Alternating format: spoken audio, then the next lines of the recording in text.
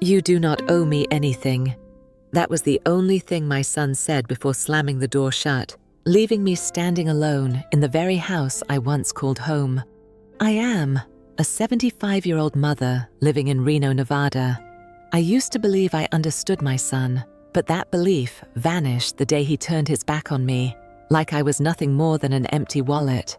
I swallowed my tears for 3 months, told no one. I stayed silent when I was called a burden. But today, I will tell you this story because I believe if you have ever felt abandoned, taken advantage of, or wondered whether your sacrifices were worth it, then this story is for you. Please hit subscribe if you believe stories like this deserve to be heard. And if you have ever experienced something similar, leave a comment below. I read every single one. My name is Margaret Sullivan. I am a retired nurse, living in a small house on the outskirts of Reno, the same house where my husband David and I raised our only child, Brian. We were never wealthy, but our home was filled with warmth. David was a caring, thoughtful man who always saved the best piece of dinner for me and our son. Every evening, we sat together around the table, laughing, sharing small joys of the day. After David passed away from cancer, just as I turned 64, everything collapsed. I had no one left but Brian, so I poured everything I had into him. I withdrew money from my retirement fund to help him open an auto repair shop in Sparks. I never hesitated. I believed it was how I could help give him a better life. When Brian married Emily, a woman I loved like a daughter, I gave them all the money I had left to buy their first apartment. I decorated the house, cooked their wedding meal, even looked after my grandson during their honeymoon so they could have time to themselves. My life revolved around that little family. I cooked, drove the kids to school, did laundry, cleaned the house, and never once asked for anything in return. I only hoped to hear the sound of my grandchildren's laughter each night and to hear my son say "Mom" with the same warmth he used to. But when Emily became pregnant with their second child, things began to change. She grew distant and irritable. Brian became busier and more detached. Family dinners became rare, hugs became few, and the way they looked at me, it was no longer appreciation, but endurance. I tried to stay positive, told myself they were just tired from life's pressure. But deep down, I started to feel like an old, misplaced item in the very house I helped build. One day, while I was preparing dinner, Emily walked into the kitchen and said, in the coldest voice, "Please stop trying to teach the kids your way. This is not your era anymore." I froze. I put the knife down and looked at her, hoping it was just a passing mood, but there was no kindness in her eyes.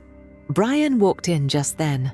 I looked at him, hoping he would defend me, but no, he said nothing. No defense, no shared glance, just silence. And in that silence, my heart broke a little. I stayed for the grandchildren, but deep inside, I understood. I was no longer welcome in their home. One afternoon, as I was hanging laundry in the backyard, I overheard Emily on the phone. "We need to get her into a nursing home soon.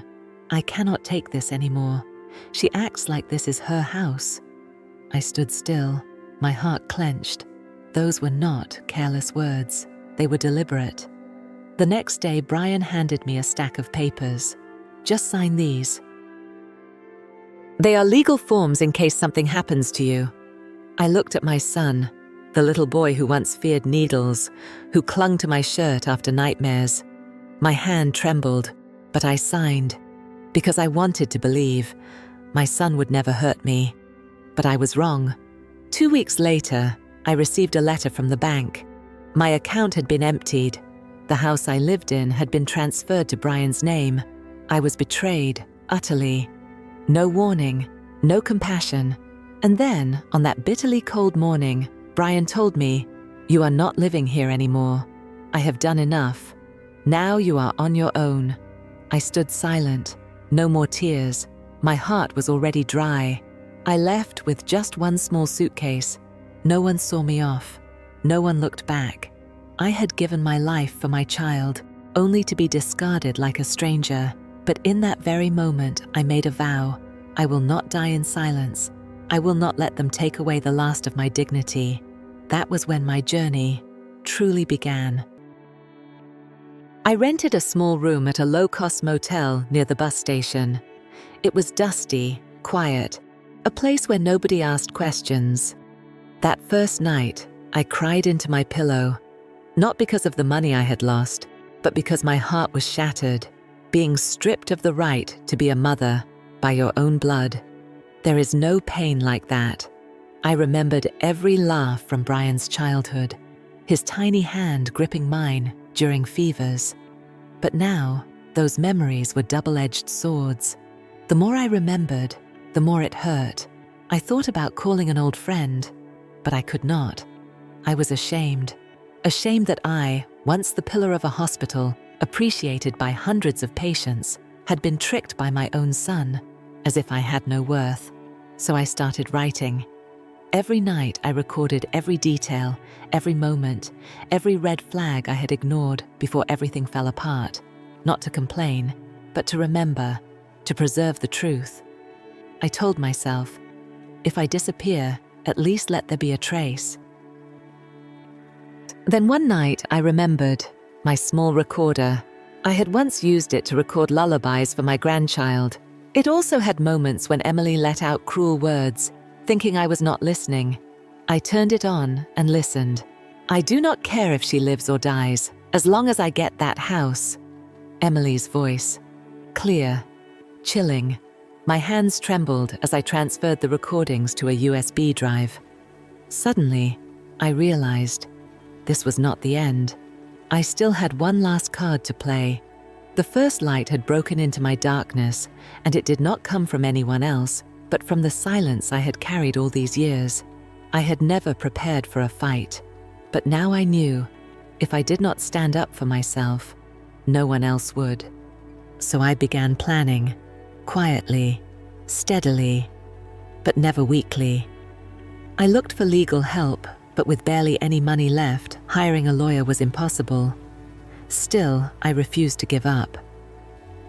I went to the public library, borrowed every book I could find about inheritance, asset laws, and power of attorney.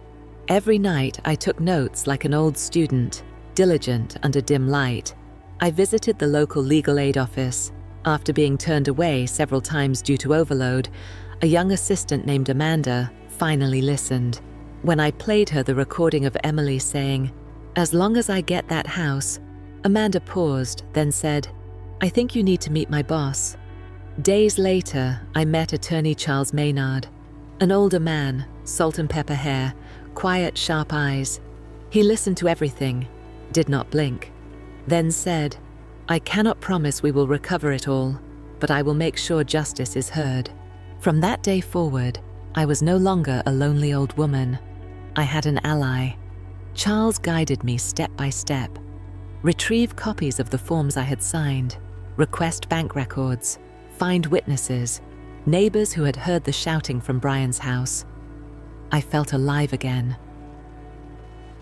Every day I had a reason to get out of bed, not for anyone else, but for me. I started doing light exercises, ate better. My hands no longer trembled. My eyes, once swollen from crying, now shone with the clarity of a mother reclaiming her dignity. One day I walked past the park where I once played with my grandson. A little boy dropped his toy truck. I picked it up and smiled. His mother smiled back at me, like I still belonged to this world, like I still mattered. That night I wrote in my journal, "They can take my money, but they cannot take my memories, my dignity, or the truth." Time passed. Our case file grew stronger. The court date approached. Brian and Emily had no idea what I was preparing. I heard they had bought a new car, threw a big birthday party for my grandson in the very house that used to be mine, the one I had planted flowers around, hung pictures inside. But I no longer held hatred. I was only waiting for the day I would stand in front of them, not for revenge, but to look them in the eye and say, "I was never a burden. I was the one who built the home you are living in. And that day is coming very soon." As the court date drew closer, I could feel it more clearly than ever. I was no longer that weak woman cornered in a room, begging with tearful eyes. I was a mother, but more than that, I was a human being rising from the ashes, holding on to the last of my dignity. Charles, my attorney, and I met every week at a small coffee shop near the public library. He taught me how to lay out every event in a logical timeline, how to stay calm under cross-examination, and how to use silence as a weapon in the courtroom. Every time I got nervous, Charles would say, "You do not need to shout. The truth is the loudest voice in that courtroom." I started practicing my speech in front of the mirror. I recorded my voice and listened back to every word.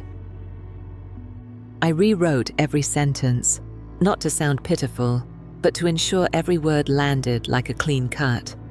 Every story, every piece of evidence, I wrapped in quiet determination. I also forced myself to face memories I had long tried to avoid. I looked at old photos, Brian's 10th birthday, the first time Emily called me Mom.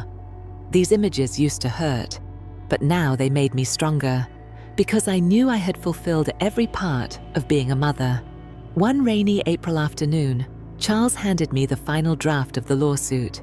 Dozens of pages, documents, copies, audio recordings, and a statement from our neighbor Clara, who had heard Emily screaming at me to get out of the house. "Are you ready?" Charles asked me. I did not answer right away. I looked out the window. The rain felt like it was washing the past clean, then turned back and said, "I have been waiting for this moment my whole life." I also sent a handwritten letter to Brian, not to threaten him but to warn him. In the letter I wrote, "I have been silent long enough. I am not doing this for money. I am doing this to reclaim myself. If there is any trace of decency left in you, you should know I never abandoned you. But I cannot let betrayal go unnamed any longer." I did not expect a reply, but I knew he would read it.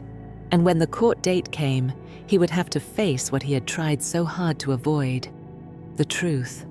In the nights leading up to the trial, I did not sleep, but it was not fear that kept me awake. I stayed up because I knew that every second I spent preparing, every breath I would take inside that courtroom, would be me reclaiming my dignity, through intellect, through patience, through a pride that never died. I was not a victim. I was the final witness to everything I had endured, and I was going to speak clearly and calmly from the mouth of someone who had been buried alive and come back. I knew this court hearing would not just be a legal battle. It would be the greatest internal battle of my life. I would have to face the cold eyes of someone who once called me Mom, and the indifference I once refused to believe was real. But the closer the date came, the calmer I felt. Every morning I woke up early, drank tea, and reviewed my testimony. I practiced deep breathing, steady eye contact, and when to smile. I did not need to win through tears. I needed to win through clarity. Charles handed me a brown folder. Inside was the summary of our legal strategy. On the cover, he had written in blue ink, "Truth has its own voice." I held that folder each night like a talisman. The day before the trial, I visited the cemetery where my husband David was buried. I sat by his gravestone, placed a bouquet of white chrysanthemums, and whispered, "You know, David, I am not doing this for revenge. I am doing this so our son understands that pain has a limit, and that the woman who raised him is not as weak as he thinks." The breeze stirred softly. I did not know if it was encouragement or just a silent nod from the soul I once loved with all I had. I left the cemetery with a steadier heart than ever. Tomorrow, I would walk into that courtroom, not as a pitiful old woman, but as a living witness, a courageous mother, a woman who never let pain silence her. And no matter what the verdict would be, I had already won because I stood up. That night, I did not sleep. I lit a small candle and placed it on the desk beside my case files and the letter I wrote to Brian. I sat in silence for hours, as if my soul was sitting beside my younger self, the woman who once believed love could fix anything, even ungratefulness. I asked myself, what makes a child strip away their humanity, forget the hand that once fed them soup, pills, and stayed up through fevers. Maybe I gave too much. And maybe that made them think my sacrifices were just duties. And then I realized, kindness has no limits, but the one receiving it must have a conscience. If not, kindness becomes something exploited, trampled on, and eventually called a burden. And from that moment on, I swore I would never again let my kindness be misunderstood. The next morning, I left early. I walked along the lakeside path, the same one I used to take with my grandchildren. No one else was there, just me and the rustle of the leaves. I felt like I was walking between two worlds, one full of pain and one waiting to be rewritten. I stopped on a wooden bridge, stared at the still water, and pulled out a tiny piece of paper, the first note I had written when I decided to file the lawsuit. It read, "I do not want to be silent anymore." I folded it, placed it on the surface of the water, and let it float away. I no longer needed to hold on to it, because I was ready. On the way back, I passed by the old bakery where I once worked part-time. The owner, now aged herself, still remembered me. She held my hand and said, "Margaret, you have always been the kindest woman I know. If someone hurt you, that is on them, not you." I smiled, a real smile, not one that hid pain, but the kind of smile that says, "I know my worth, even when the world turns its back." That afternoon, I went home, made a pot of herbal tea, and opened the small box where I kept old photographs. I picked one. Brian and me, hugging on his graduation day. I slipped it into my coat pocket, a reminder that love once existed. But today, the truth is what I need to protect. And then, I finally slept, a deep, dreamless sleep, because I knew, tomorrow, I would speak the truth, and for the first time in a long, long while, I would say it all, the day of the trial. I arrived early, wearing the sea blue coat my husband had given me on our wedding anniversary. Not to look nice, but to carry with me one of the kindest memories of my life into the coldest place I had ever known. A courtroom. Brian had arrived before me. He did not look at me. Emily was not there. On the other side, he wore an expensive suit, hair neatly combed, but his eyes avoided mine. I was not nervous. My hand rested gently on the folder of documents, and I looked straight at my son, not with anger, but with a chilling calm. I could see clearly, Brian was no longer the boy I used to cradle in my arms. Sitting before me was a man who had learned how to erase his memories just to make life easier. The judge entered. The trial began. Charles, my lawyer, opened with a clear, firm statement. "We are not here to argue about family emotions. We are here to restore legal rights and dignity to a mother who was deceived into signing over her power of attorney through trust." Each piece of evidence was laid out. The recording of Emily talking about kicking her mother-in-law out, the copy of the power of attorney filled with misleading terms, and the empty bank transactions. I was called to the stand. I stood up and walked to the witness box. The overhead light beamed down, exposing every wound I had once tried to hide. But I did not cry. "My name is Margaret Sullivan. I am not here to get my money back. I am here because I want people to call things by their proper names. I did not voluntarily give away my house. I did not willingly hand over all my savings to my son. I did those things because I am a mother, and I was betrayed because I believed that a mother could never be turned away by her own child." No one said a word. The room fell silent. I took a deep breath. But today, I am not here to reclaim affection. I am here to reclaim the right to exist as a person, not to be seen as a burden, not to be pushed aside like some leftover number. Brian bowed his head. His hands clenched, but he said nothing. The judge looked up from the case file, shifted his gaze toward me, and said slowly, "Mrs. Margaret, the court finds that the power of attorney was signed under unclear and misleading conditions. All property will be returned to your name. From this moment forward, Mr. Bryan shall hold no legal rights over the house, the accounts, or any inheritance belonging to you." I closed my eyes, not from joy, but from a deep sense of relief, a recognition, a release. Charles gently patted my hand. "You did it, and you did it beautifully."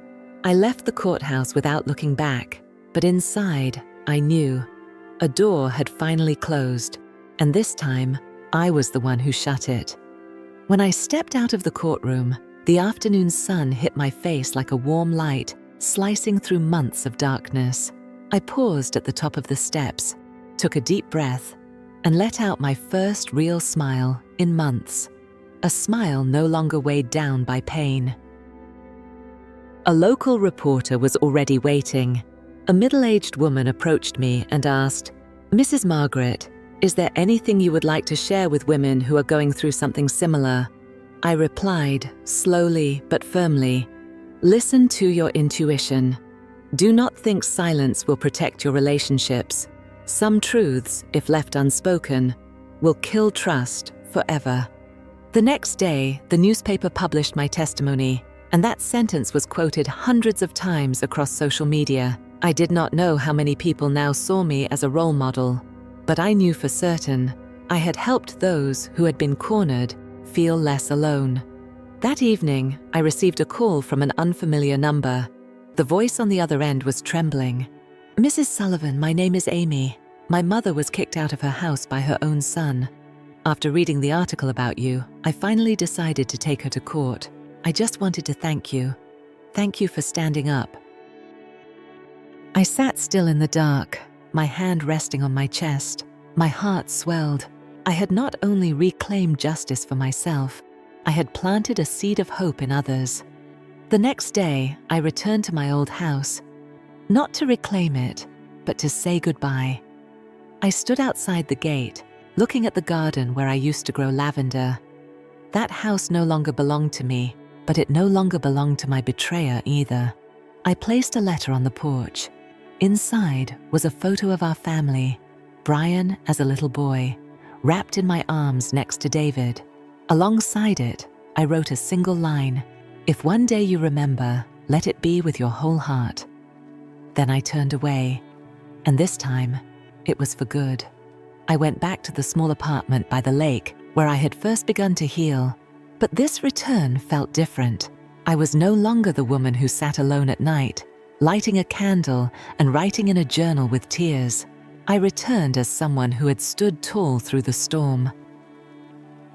I spent a few days writing out the entire story, leaving out nothing.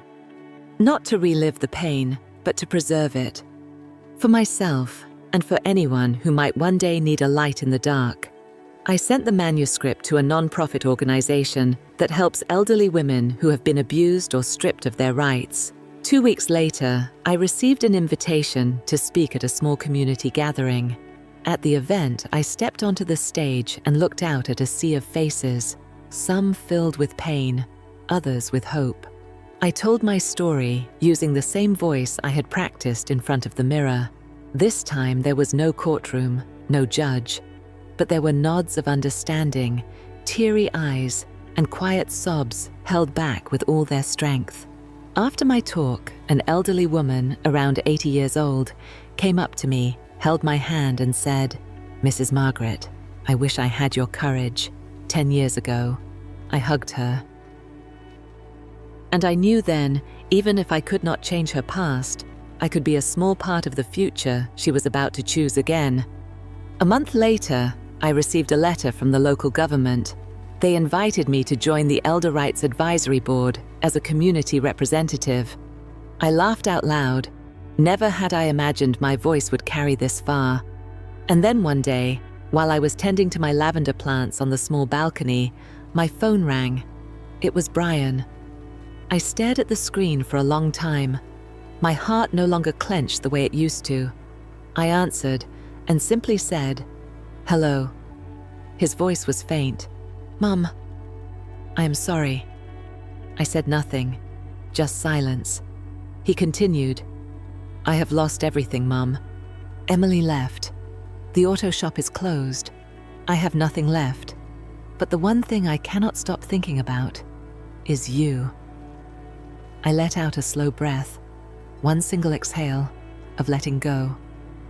Brian, I forgave you a long time ago, but forgiveness does not mean going back. You need to learn how to start over, just like I did. I hung up. I did not cry, because I knew I had just given my son the one thing he still had left, the chance to grow up. That evening, I sat by the familiar window, watching the sunset dip below the lake. The breeze swept through my silver hair like a reminder that time moves on, but the worth of a person is never carried away by the current, as long as we know how to stand up and protect it. I thought about Emily. She was no longer a part of Brian's life, and she no longer occupied space in my mind as a source of resentment. Everything she had done, the cruel words, the calculations, the betrayal, was now just a lesson, a harsh lesson about the limits of compassion and the value of saying enough.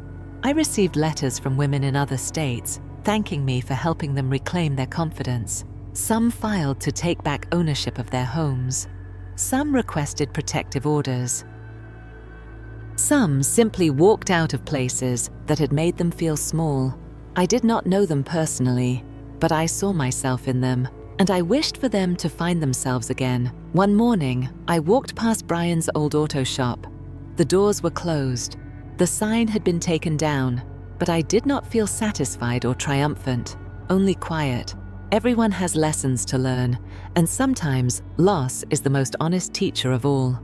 I kept walking, just like I always had, but this time my steps were steadier, no longer walking through the shadows, but through the light I had reclaimed for myself. And that is how I came back. Not as a mother discarded, but as a woman who had restored her own worth through patience, courage, and a love that was no longer blind. My victory was not in money or in courtroom recognition. My true victory was that I did not lose myself. 2 months after the court verdict, I received an anonymous letter at my old address. They found me via the name on the community mailbox. Inside was a copy of court records, a lawsuit involving Emily. She was accused of fraud in her previous job, falsifying expenses, forging supervisory signatures, and misappropriating benefit funds. The company where she served as chief accountant filed a federal lawsuit. She didn't just lose her job, she's now facing prison time and tens of thousands in fines. I sat quietly, paper in clenched hand. I didn't feel joy, but I wasn't surprised. What goes around comes around. No one forever escapes the consequences of cruelty. News spread fast. Brian's former friends, those who once cheered when he miraculously bought that house, turned away. He became the butt of jokes, labeled Nevada's most disgraceful son. I heard he had to leave town. No one hired him or spoke to him. He survives on odd jobs in a small southern town, every penny for credit card debt and personal loans Emily left behind. An old neighbor, Clara, whispered, "I'm not glad, but Margaret, heaven has its eyes." I paused by the window, sunlight dancing on the lake. Then I replied, "Clara, I don't need them to suffer. I just need them to learn. If you push someone to the bottom, they may rise again, and they'll never forget who shoved them." Brian once thought I'd remain fragile, but what he never grasped is that a mother can sacrifice everything, but once she rises for herself, nothing can break her again. I never cursed Emily. I just pray, for her sake, that even in her downfall, she'll one day understand the cost of her greed. Not for my forgiveness, but so she can forgive herself. Karma doesn't always arrive swiftly, but it arrives to the right person, and it doesn't need warning. I continue living, not bitter, not vengeful, but I've never forgotten. And perhaps my calm is the most piercing justice for them. I heard Emily is now with family in a rural area, a shadow of her former self, without voice, without standing, undergoing therapy for stress and depression. Some say she shaved her head to start over. Others say she cries every night, haunted by courtrooms and loss. I don't verify. I don't need rumors. I live in the present, and my present is serenity. No one can hurt me anymore because I no longer allow pain to define me. I am Margaret, not the abandoned old mother, but a person who overcame betrayal, stood up, and lives on, calm yet never forgetting. I never returned to that old house. I never sought another interaction with Brian. What needed to be said was spoken. What needed quiet remains with me. I used the recovered funds to buy a small lakeside home with a garden bathed in sunlight, perfect for lavender and wild daisies. Every morning, I brew tea, tune into an old radio, and listen to the song David loved. I sit amidst nature, where I need no defense, no justification, and no one questions my value. I began writing a book, my journey from hurt to healing, not to complain, but to bear witness. I receive letters from people I've never met, a mother in Texas, an elderly woman in Ohio, a young woman whose sister seized her inheritance. They call me the mother who taught them not to stay silent. Each month, I lead a gentle meditation class for seniors at the community library. We don't speak much. We breathe, we write, and when needed, we cry together. I don't erase the past. I store it in memory, not locked away, but contained. I forgive, not because they stand deserving, but because I deserve peace. Some nights I still dream. In my dreams, I see little Brian running toward me, shouting, "Mom!" And matter-of-factly, I smile. When I wake, I still smile, because I know I loved fully, and now I live entirely, with awareness. I no longer wait for an apology. I don't need anyone to validate me. I am myself, and that is enough. Peace is not the absence of scars. It's the presence of grace in spite of them. And today, I live with gratitude, not fear. Have you ever felt like I did, giving too much, loving without limits, only to be cast aside, dismissed as a burden? If you've experienced deep betrayal from a family member, a spouse, or even your own children, I hope my story offers you something more than revenge. It offers clarity. I share not to stir resentment, but to remind you, you have the right to stand back up. You have the right to say enough. And you deserve to move forward with dignity and peace. If you see yourself in these words, please share your story in the comments. I read every line, and I believe others will find comfort in knowing they're not alone. Please like if you believe in protecting kind hearts, and subscribe if you want to hear more real stories of courage, of awakening, and of the strength of a heart that refuses to yield. Above all, never forget, you are not defined by someone else's betrayal. You are the value you protect within yourself. Thank you for listening to my story until the end. I am Margaret, and if I could do it, so can you.